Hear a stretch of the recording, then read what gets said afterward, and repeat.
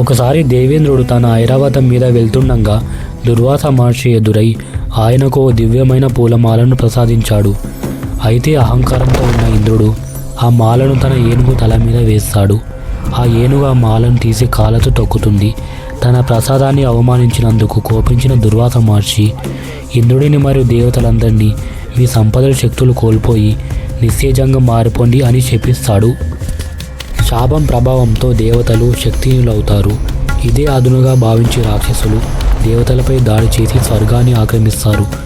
దిక్కుచోచని స్థితిలో ఇంద్రుడు బ్రహ్మదేవుని వేడుకోగా ఆయన వారందరినీ తీసుకొని శ్రీ మహావిష్ణువు దగ్గరకు వెళ్తారు. మహావిష్ణువు దేవతలకు ఒక ఉపాయం చెబుతాడు. మీరు రాక్షసులతో సంధి చేసుకోండి. అందరూ కలిసి పాల సముద్రాన్ని మతిస్తే అందులో నుండి అమృతం వస్తుంది. అది తాగితే మీరు అమరులవుతారు. మీ శక్తి తిరిగి వస్తుంది. అయితే ఆ సముద్రాన్ని చిలకడం సాధ్యం కాదు. దానికి మందర పర్వతాన్ని కవ్వంగా సర్పరాజుని తాడుగా వాడాలని సూచిస్తాడు.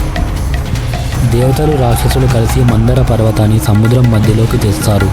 కానీ సముద్రం అడుగున ఎటువంటి ఆధారం లేకపోవడంతో ఆ బరువైన పర్వతం మెల్లగా సముద్రంలోకి మునిగిపోతుంది.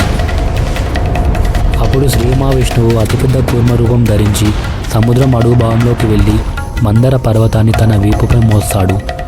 మదనం సాగుతుండగా మొదట హాలాహలం అనే భయంకరమైన విషం పుడుతుంది. లోకాలను రక్షించడానికి పరమశివుడు ఆ విషాన్ని తాగి నీలకంఠుడు అవుతాడు. ఆ తర్వాత సముద్రం నుండి కామధేనువు, ఐరావతం, కల్పవృక్షం, మహాలక్ష్మీదేవి, ధన్వంతరి ఆవిర్భవిస్తారు. చివరికి వచ్చిన అమృతాన్ని విష్ణుమూర్తి మోహిని రూపంలో వచ్చి రాక్షసులను మాయాజాలంలో వంచించి దేవతలకు అందజేస్తాడు. అమృతం తాగిన దేవతలు తిరిగి శక్తిని పొంది రాక్షసులను ఓడించి స్వర్గాన్ని దక్కించుకుంటారు.